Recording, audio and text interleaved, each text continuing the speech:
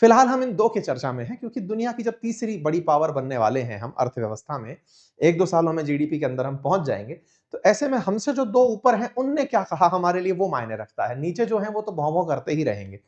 ऐसे में फिलहाल दोनों की प्रतिक्रियाओं को भी हम समेटेंगे। आइए थोड़ा-सा चर्चा करते हैं। राष्ट्रपति भवन में पुतिन साहब की तस्वीर हमारे राष्ट्रपति के साथ दिखाई देती है। दोनों की तस्वीरों में एक-दूसरे के साथ में प्रधानमंत्री नरेंद्र मोदी साथ में बैठा दिखाई देते हैं। ये अपने आप में एक बड़ी ही इंटरेस्टिंग तस्वीर कंसीडर की जा सकती है, क्योंकि यहां से फिर एक प्रोटोकॉल समझ में आता है कि हमारे देश में राष्ट्रपति किस तरह से देश का प्रथम नागरिक है। प्रधानमंत्री उनके साथ जिस मुद्रा में बैठे हैं, दिखता है कि प्राथमिकता इधर दी गई है और प्रधानमंत्री यहां पर असिस्ट कर रहे हैं। ये दिखाता है कि भारत गणराज्य है, भारत एक रिपब्लिक है। हमारे देश के अंदर जो हमारा मुखिया है वो निर्वाचित है और वही देश का प्रथम नागरिक भी है। तो तस्वीरों में ये चीज अच्छे से बयान होती हुई दिखी। राष्ट्रपति ने उनके स्वागत में कुछ कहा तो फिर पुतिन साहब ने भी उनके स्वागत में 2 बयान दिए। तो बयानों का सिलसिला बाकायदा इस तरह से तस्वीरों में आप देख सकते हैं। यहाँ पर हमारी राष्ट्रपति बोल रही हैं, संबोधित कर रही हैं और दूसरी तरफ से आपने उठ करके उनको संबोधित किया। दोनों ने साथ में बातें की। इंडिया का फ्रेज है गो टुगेदर ग्रो टुगेदर, साथ चलते हैं, आगे बढ़ते हैं। बिल्कुल बोले हमारे केस में ये साफ दिखता है, इंडिया और रूस के केस में ये साफ दिख रहा है। साथ में पुतिन ने कहा कि Russia appreciates constructive work and fruitful task achieved during state visit, और हम इस बात को बहुत ही एप्रिशिएट करते हैं जो हमारे बीच में फ्रूटफुल बातें हुई। एक चीज मैं आपको यहां पर दिखा दूं, यहां पर एक ट्विटर हैंडल आप देखते चलिएगा, रशियन टाइम्स का इंडिया का हैंडल है ये वाला रशियन टाइम्स जो है अब ये भारत में ओपन हो चुका है। ये रूसी न्यूज चैनल है, सरकारी स्टैंड ऑन, जैसे कि ब्रिटेन वालों का बीबीसी है, फ्रांस वालों का फ्रांस 24 है, जर्मनी वालों का डीडब्ल्यू है, ऐसे रूस का आरटी है, जैसे चाइना वालों का ग्लोबल टाइम्स है, हमारा डीडी न्यूज है, लेकिन उससे ज्यादा आप लोग एएनआई को देखते हैं, आपको लगता है वो सरकारी है जबकि वो एक प्राइवेट है। कुल मिलाकर के रूस वालों का हमारे यहाँ पर एक ऑफिस ओपन हो चुका है। पुतिन उसको भी इनॉग्रेट कर गए जाते जाते। अब ये खेल यहां से समझने योग्य है, जो आपको समझ में आना चाहिए। देखिए, आप और हम कई बार ये सोचते हैं कि आप और हम इस बात में खुश हुए, लेकिन हमें मिला क्या और हमने क्या कंट्रीब्यूट कर दिया। ये दुनिया में सारा खेल नैरेटिव का चल रहा है कि आप कैसे सोचते हैं और आपको कैसे सोचने पर विवश किया जाता है। खबरें जो है ना, मतलब जिसको लोकतंत्र का चौथा स्तंभ कहा गया है, मीडिया, वो कैसे काम करती है आप इससे समझिए कि ये खबर आपको लाने वाला रशियन टाइम्स है ना। तो आरटी इंडिया जब आप तक खबर लेकर आ रहा है, हर कोई आप तक खबर पहुंचा रहा है। क्यों? क्योंकि हम 140 करोड़ लोग जो है ना, ये कुछ भी ना करें, माहौल तो बढ़िया बना सकते हैं। किसका माहौल है, किसका मोमेंटम है, कौन सुना जा रहा है, कौन देखा जा रहा है, किसकी बात को कितना एप्रिसिएशन मिल रहा है, ये सब बातें सूचना के क्षेत्र में बहुत महत्व रखती हैं, क्योंकि इन्हीं माहौल से आगे चल के प्रोडक्ट बेचे जाते हैं। खैर, फिलहाल के लिए आपकी यात्रा यहां होती है, राष्ट्रपति के द्वारा रात्रि भोज दिया जाता है, भोज का मेनू वायरल होता है कि साहब क्या क्या खिलाया गया है। आप जब जा रहे होते हैं किसी फंक्शन के बाद, आपको रिटर्न में गिफ्ट दिए जाते हैं। शादियों का सीजन है तो हो सकता है कहीं से लड्डू आपको भी मिले हों। वैसे ही यहाँ पर जब ये लौट रहे हैं तो इनको कुछ गिफ्ट दिए गए हैं, जैसे मुर्शिदाबाद का सिल्वर टी सेट दिया गया है, साथ में आसाम का ब्लैक टी दिया गया है, कश्मीरी केसर दी गई है, सिल्वर हॉर्स दिया गया है कि लीजिए साहब आप जा रहे हैं तो लेते जाइए। आप में से कुछ लोग सवाल करेंगे, सर क्या बात कर रहे हो। एक तरफ तो कहते हैं कि भारत इतनी बड़ी अर्थव्यवस्था है और गिफ्ट के अंदर इतने छोटू छोटू से 4 आइटम, इससे ज्यादा आइटम तो सर आपके पास दिवाली पर कंपनी वालों ने भेज दिए होंगे। आप बिल्कुल सही कह रहे हैं। भारत ने फिर इतनी कंजूसी क्यों दिखाई? मतलब अपार्ट फ्रॉम दिस, थोड़ा सा डिस्कस इसलिए करना जरूरी है क्योंकि जो भी खजाना गया है वो पुतिन पर्सनल यूज में नहीं रख सकते। सिमिलरली जब भारत के प्रधानमंत्री को कोई भेंट मिलती है तो वो पर्सनल यूज के लिए नहीं होती, वो राजकोष में जाकर के जमा होती है। अगर चाहे सरकार तो उसकी नीलामी से भी पैसे कमा सकते हैं। तो ऐसा नहीं है कि हमने उनको दान दिया है, हमने अपनी कुछ यादगार चीजें दी हैं कि Bharat is non for it. हमारे कश्मीरी केसर प्रसिद्ध है तो हमारे यहाँ पर आसाम की ब्लैक टी भी फेमस है। हमने अपनी कुछ पहचान उनको भेंट की है, ना कि उनका और अपना रुतबा देखकर भेंट दिया है। रुतबा देखकर भेंट मांगने वालों को पाकिस्तानी कहते हैं, क्योंकि वो जाते हैं तो वहां से दान में भी करोड़ों रुपया मांग लाते हैं कि सर आए हैं तो कुछ मुंह दिखाई के नाम पर कर दीजिए। इसी को तोशखाना विवाद कहा गया, जिसके चलते इमरान खान जेल में बैठे हैं। सरकार ने कहा कि इसने तो खजाना ही बेच खाया, उसमें महंगी घड़ियां लाया, लेकर के बेचकर पैसे कमा गया। खैर आइए आगे बढ़ते हैं। इसके साथ साथ इनको एक मार्बल का चैश का सेट भी दिया गया कि लीजिए सर, मार्बल पर बना हुआ। आपको पता ही होगा राजस्थान का मकराना मार्बल काफी फेमस है। तो उस तरह के मार्बल पर इन्हें ये बनाकर दिया गया। पुतिन भारत में यात्रा कर रहे थे 2021 के बाद। 4 साल बाद पुतिन की भारत यात्रा थी, ऐसे दौर में जब 4 साल से वो यूक्रेन से संघर्ष कर रहा है, युद्ध लड़ रहा है। जब पूरी दुनिया उन्हें आइसोलेट करने लग रही है, उस समय वो भारत की यात्रा पर आते हैं। ऐसे में इस यात्रा का सिंबॉलिक महत्व बहुत था। अब इसे कैसे समझें? ऐसे समझिए कि कोई रिश्तेदार, 2 रिश्तेदार हैं जो किसी कारण से नहीं मिल पा रहे हैं शादी के फंक्शन में। लेकिन इस बार वो बस आ गए, मायने ये नहीं रख रहा, बातें क्या हुई, क्या भेंट दी गई, क्या वो लाए, क्या आपने दिया, ये मायने नहीं रख रहा। मायने सिर्फ इतना रख रहा है कि अगर वो आए थे, तो किस तरह से ये भेंट रही होगी, ठीक है? तो यहां पर आना बहुत मायने रखता है। विश्व के लिए इनका आना ही सबसे बड़ी सुर्खियों में शामिल हुआ। 27 घंटे का भारत दौरा उन्होंने पूरा किया, 2 दिन के लिए आए थे, 1 रात रुके और चले गए। इसमें किसी भी तरह की कोई फाइनेंशियल डील नहीं हुई। एग्रीमेंट्स काफी सारे हुए। भारत और रूस साथ मिलकर आगे काम करेंगे, एक दूसरे के साथ में अपनी अपनी करेंसीज में व्यापार को आगे बढ़ाएंगे, $100 बिलियन तक व्यापार लेकर जाएंगे। इस तरह के सारे कमिटमेंट्स हुए। भारत के विदेश मंत्रालय के प्रवक्ता के साथ साथ जो एफएसआर हैं, हमारे फॉरेन सेक्रेटरी हैं, उन्होंने भी पूरे मतलब मीडिया को संबोधित करते हुए बताया कि दोनों ने किस तरह से आगे चलते हुए भारत की और दुनिया की जो मतलब कंपनियां हैं उनके साथ मिलकर काम करने के लिए, एनर्जी कॉर्पोरेशन के लिए, है ना, इन सब के लिए क्या-क्या बातें की, ये सब बातें इन्होंने जब मतलब मीडिया को ब्रीफ करते हुए बताई। इसी ब्रीफिंग में इन्होंने ये भी बात बताई कि कुछ भारत के लोग ऐसे हैं जो रूस की सेना में जाकर शामिल हो गए हैं। जैसे भारत और रूस के बीच में जिस तरह के मतलब कनेक्टिविटी है, लोग जिस तरह से एक दूसरे का सम्मान करते हैं, उसी तरह से भारत के लोग निकल करके यूक्रेन से लड़ने के लिए रूसी सेना में शामिल हो गए। यहां से गए थे लेबर वीजा पे और वहां जाकर के सेना में शामिल हो गए, और जब सेना में शामिल हो गए तो वहां से वीडियो बना के भेजते हैं कि साहब हमें जबरदस्ती इन्होंने सेना में डाल दिया। अब जबरदस्ती डाल दिया कि ये इसके लिए उपलब्ध हुए, ये तो खैर विचार विमर्श का विषय है। इनका अगर पॉइंट सही माना जाए, जो हमारे भारतीय वहां सैनिक बन के फंस गए, इनका कहना है कि जिस ब्रोकर के थ्रू काम करने आए थे उसने हमें काम के लिए ही बुलाया था, लेकिन बाद में वो ले जाता हमें आर्मी कैंप में छोड़ आया, कहा कि यहाँ पे सेना की सेवा करनी है, उनको सामान लॉजिस्टिक्स वगैरह पहुंचाना है, लेकिन वहां पे लॉजिस्टिक्स के नाम पर हमें गन पकड़ा देते हैं। अंग्रेजी उन लोगों को आती नहीं है, रशियन भाषा बोलते हैं, समझ कुछ नहीं आती, और हमें गन पकड़ा के बॉर्डर लाइन पर लड़ने भेज देते हैं। इस तरह के इनके वीडियोस निकल कर आते हैं। अब इसमें दूसरा पक्ष लोगों का कहना यह है कि कोई अंधा नहीं है, जब पता है कि पूरे देश में माहौल बना हुआ है, युद्ध चल रहा है, देश की सरकार बार-बार कह रही है कि आप जाकर दूसरे देश की सेना में शामिल मत होना, तो असिस्टेंट बनने भी क्यों ही जा रहे हो?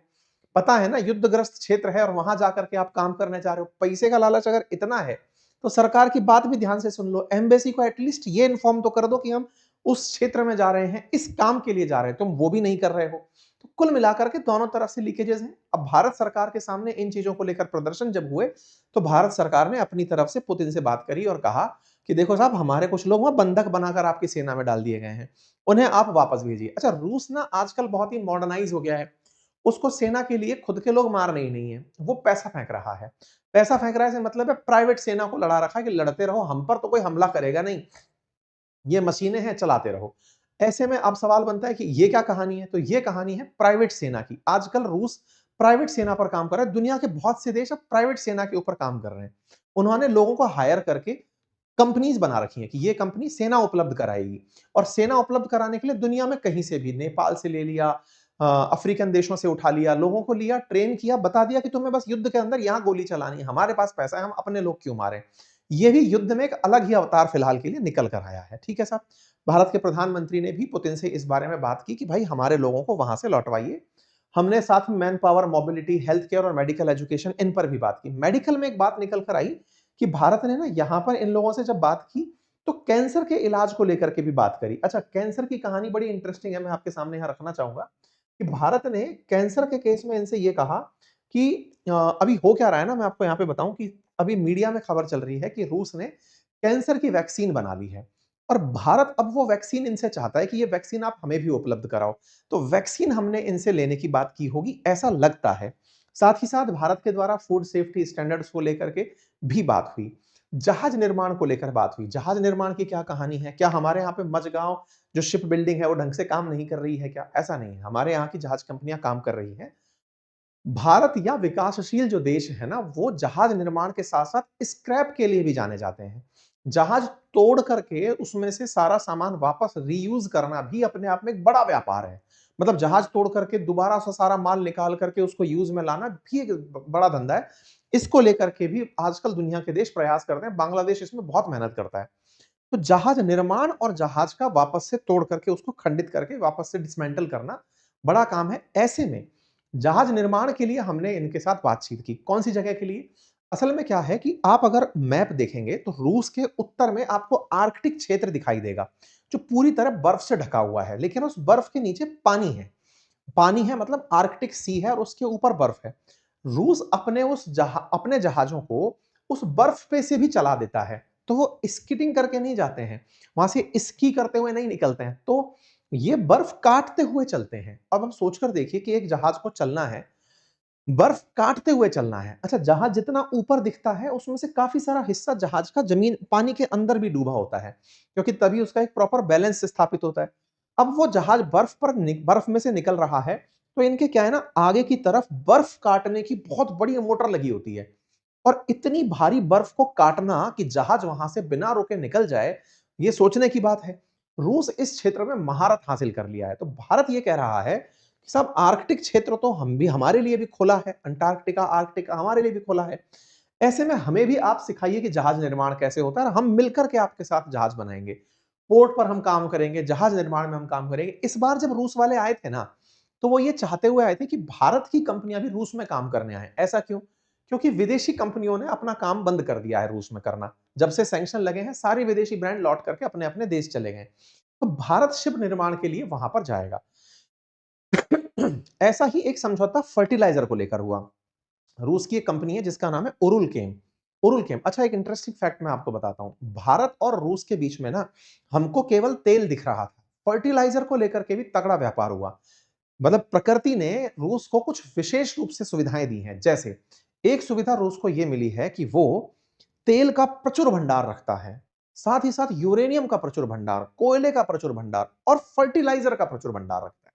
साथियों, फर्टिलाइजर्स जो है ना, वो बहुत से देशों की फिलहाल की बड़ी जरूरतों में है। भाई सोडियम पोटेशियम, ये जो एनपीके वाले जो आपके नाइट्रोजन पोटास और कैल्शियम वाला जो चीजें हैं, ये बहुत ज्यादा जरूरी है। अब एनपीके वहां से हमारे लिए फर्टिलाइजर बनकर आता है। आप सोचिए कि 2017-18 में हम अपनी कुल फर्टिलाइजर इंपोर्ट का लगभग 8% रूस से मंगाते थे, लेकिन रूस ने हमारे पास में फर्टिलाइजर 2023 में हमारी कुल जरूरतों का 27% भेजा। यानी जितना हम इंपोर्ट करते हैं उसमें 27% रूस से आ रहा था। इसका मतलब हमने केवल तेल ही नहीं खरीदा, फर्टिलाइजर भी खरीदा। इस बार जब रूस वाले यहां आए, तब हमने इनके साथ कहा कि हम आपकी यूराल कैंप के साथ मिलकर के आपके देश में ही फर्टिलाइजर फैक्ट्री लगा लेते हैं, वहां से हम अपनी जरूरतों के हिसाब से फर्टिलाइजर मंगाते रहेंगे। तो ये भी एक बात यहां पर निकल कर आई। परमाणु ऊर्जा को लेकर के बातचीत हुई कि हम पोर्टेबल न्यूक्लियर पावर सिस्टम बनाएंगे। आपने अभी हाल ही में देखा होगा, रूस ने कुछ ऐसी मिसाइलें बनाई हैं जो कि चल ही न्यूक्लियर फ्यूल से रही हैं। जैसे एक टॉर्पीडो बनाया उसने, जो कि जिसको न्यूक्लियर ड्रोन कहा गया, कि समुद्री ड्रोन है, पानी का ड्रोन है, वो बनाया जिसमें न्यूक्लियर सिस्टम लगा हुआ है। फ्यूल पता ही नहीं चल रहा है, इनबिल्ट सिस्टम के साथ चल रहा है। ऐसे ही इन्होंने भारत के साथ कहा कि छोटे छोटे न्यूक्लियर रिएक्टर जिन्हें जरूरत के साथ ले जाया गया। अब आप पूछेंगे ये क्या कहानी है? देखिए क्या है ना, न्यूक्लियर एनर्जी को बहुत लंबे समय तक पैदा किया जा सकता है। एनर्जी के साथ बड़ा चैलेंज क्या है? अगर आप किसी सुदूर क्षेत्र में हैं, वहां पर कोई रिसर्च काम कर रहे हैं, जैसे मान लीजिए आज भारत की बहुत बड़ी कंपनी है, तेल खोजने के लिए समुद्र में गई हुई है। जब तक तेल नहीं मिला, तो उसे फ्यूल को फूंकने के लिए बड़ी मात्रा में तेल जलाना पड़ेगा, बिजली जलानी पड़ेगी, तब जाके काम चलेगा। ऐसे में अगर आपने एक पोर्टेबल न्यूक्लियर प्लांट बनाया और वो उसको पकड़ा दिया, जैसे सबमरीन के अंदर एक छोटा न्यूक्लियर रिएक्टर लगा होता है, ऐसे ही सोच कर देखिए कि बहुत सारे ऐसे क्षेत्र जहां पर बिजली की दिक्कतें हैं, वहां पर छोटे छोटे रिएक्टर लगा दिए कि चलो भाई, जैसे बार्क में लगा हुआ है कि भाई चलो ये न्यूक्लियर रिएक्टर लगा दिया, इससे वहां की बिजली पैदा होती रहेगी। छोटे जनरेटर्स हो गए। इसको लेकर के बात हुई। साथ ही साथ दुनिया मतलब एशिया का सबसे बड़ा जो न्यूक्लियर पावर प्लांट कुडानकुलम में बन रहा है, उसको लेकर भी इनके बीच में बात हुई। अब सवाल आता है कि साहब ये तो बहुत अच्छी बातें हो गई, इन बातों के बाद में क्या और ऐसी चीज निकल कर आई जिसको कि दुनिया ने देखा? तो साहब इस कार्यक्रम के बाद हुई चर्चाओं में वेस्ट ने, यानी कि पश्चिमी देशों ने, इसे बैलेंसिंग एक्ट की तरह से लिया कि भारत ने अमेरिका और रूस को बैलेंस करने में कामयाबी ले ली। अर्थात भारत ना तो रूस का बुरा बना इस यात्रा से और ना ही अमेरिका का। रूस को इतना भी नहीं दे दिया जिससे कि अमेरिका नाराज हो जाए, और रूस से इतना कम भी व्यवहार नहीं रखा कि रूस नाराज हो जाए। भारत दोनों को मनाए चलने में कामयाब हुआ। और यह बात हमारे विदेश मंत्रालय की तरफ से भी कही गई कि हम लोग प्रॉपर तरीके से काम कर रहे हैं। हालांकि इस बात को अमेरिका के कुछ लोगों ने अमेरिका के खिलाफ ही माना, ट्रंप के फेलियर के रूप में, कि सोचो जो ट्रंप कह रहे थे कि मैं आइसोलेट कर दूंगा पुतिन को, वो भारत में शान के साथ आए हैं, रेड कारपेट वेलकम लिया है। इस तरह के वीडियोस भी बाहर निकल कर आए वैश्विक मीडिया में। जैसे एक वीडियो काफी वायरल रहा फ्रांस 24 का, जिसमें वो इस बात को कह रहे हैं कि भारत जैसी बड़ी अर्थव्यवस्था जो इतनी तेजी से आगे बढ़ती हुई आ रही है, पुतिन वहां पर इतना सम्मान पाते हैं, तो वैश्विक रूप से अगर आइसोलेट कोई हुआ है तो लग रहा है कि यूरोप आइसोलेट हो गया है। पुतिन तो पूरी दुनिया में चल ही रहे हैं, जहां मन में आता है वहां पहुंच जाते हैं। कुल मिलाकर के ये पूरी दुनिया को एक मैसेज के रूप में देखा गया कि पुतिन ने भारत आकर के विश्व को मैसेज दे दिया कि मैं आइसोलेट नहीं हूं। अगर आप ये सोचते हैं कि मैं आपके डर से कुछ कर नहीं पा रहा हूं, तो ऐसा नहीं है। ये यात्रा पर अब सवाल आता है, चाइना वालों ने क्या कहा। चाइना वालों ने इस यात्रा की तारीफ की। इस तारीफ में इन्होंने कहा कि मॉस्को और भारत के बीच में जिस तरह की बातचीत हुई, ये दिखाता है कि कोई भी देश किसी दूसरे देश को आइसोलेट नहीं कर सकता। ये क्या कहानी है? जैसे अमेरिका वाले कहे फिर रहे हैं बार बार कि हम आइसोलेट कर देंगे, हम आइसोलेट कर देंगे। बोले कोई किसी को आइसोलेट नहीं कर सकता, ये साफ बात पता चलती है। किसी को अकेला नहीं छोड़ सकते, सबको मिलके चलना होगा। इसी के बीच में रशियन टाइम्स का यहां पर भारत में ऑफिस ओपन होता है, जिसकी न्यूज निकल कर आती है। बकायदा पुतिन इसको इनॉग्रेट करते हैं, बोलते हैं कि चलिए स्वागत है। तो रशियन टाइम्स का ऑफिस भारत के अंदर ओपन हो जाता है, दिल्ली के अंदर ओपन होता है। अब यहां पर भी न्यूज चलना शुरू होंगी। अब रह गए ट्रंप, उनकी कोई प्रतिक्रिया रही क्या? ट्रंप देखिए इस समय शांति की घोषणा में लगे हैं। दुनिया में आए या नहीं आए, ट्रंप ने खुद ही शांति पुरस्कार पहन लिया। हद यह है कि मिस्टर पीस प्रेसिडेंट बनने निकले डोनाल्ड ट्रंप, जिन्हें नोबेल पीस पुरस्कार की बेहद बड़ी तमन्ना थी, वो गले में पीस पुरस्कार पहनते दिखाई दिए। लेकिन इस बार जो पीस पुरस्कार था, वो फीफा पीस पुरस्कार था। वर्ल्ड कप फीफा के द्वारा वाशिंगटन में इनको फीफा पीस पुरस्कार दिया गया, जिसका कोई लॉजिक नहीं है, लेकिन ट्रंप उसे शांति पुरस्कार के रूप में ले लिए। तो क्या भारत पर कोई प्रतिक्रिया नहीं आई? भारत की तरफ से विदेश मंत्रालय से विदेश मंत्री का एक इंटरव्यू वायरल हुआ, जिसमें यह निकल कर आया कि भारत और अमेरिका की ट्रेड डील जल्दी ही होने वाली है। इसका मतलब यह हुआ कि भारत इन दोनों को साधने में कामयाब हो गया है। अमेरिका से ट्रेड डील भी होगी, तो रूस के साथ में हमारे रिश्ते भी बहाल रहेंगे। कुल मिलाकर के ये बात रही। उम्मीद है आपको जानकारी पसंद आई हो। पसंद आई हो तो साथियों से साझा करें। चैनल पर नए हैं तो सब्सक्राइब करें। और मेरे प्यारे साथियों, हर बार की तरह कल फिर रविवार को शाम 7:30 बजे होगी आपके साथ रविवार वार्ता अंकित इंस्पायर्स इंडिया पर। आपके जो भी प्रश्न हैं, जो आप मुझसे लाइव पूछना चाहते हैं, उनके लिए आप जरूर हाजिर हों। फिलहाल के लिए इतना ही। साथ ही साथ हमारी एसएससी की हिंदी मीडियम में किताब आ चुकी है, जिस किताब में एसएससी की सभी प्रतियोगी परीक्षाओं को ध्यान में रखते हुए बिल्कुल अप टू डेट कंटेंट उपलब्ध कराया गया है। आप उसे अपने घर बैठे ऑर्डर कर सकते हैं हमारे एप्लीकेशन अपनी पाठशाला से, जिसका लिंक लगा है कमेंट बॉक्स में। अपनी पाठशाला पर आप हमारे जीएस फाउंडेशन के कोर्स भी एक्सेस कर सकते हैं। यूपीपीएसआई की मूल विधि संविधान की पुस्तक आप वहां से ले सकते हैं। जर्नल साइंस की हिंदी और इंग्लिश में पुस्तक आप ले सकते हैं। हमारे कोर्सेज के जो जितने भी नोट्स हैं, आप सब कुछ प्राप्त वहां से कर सकते हैं। आप जाकर अवश्य उसे चेक करें। फिलहाल के लिए इतना ही। अपना ख्याल रखें। बहुत बहुत धन्यवाद।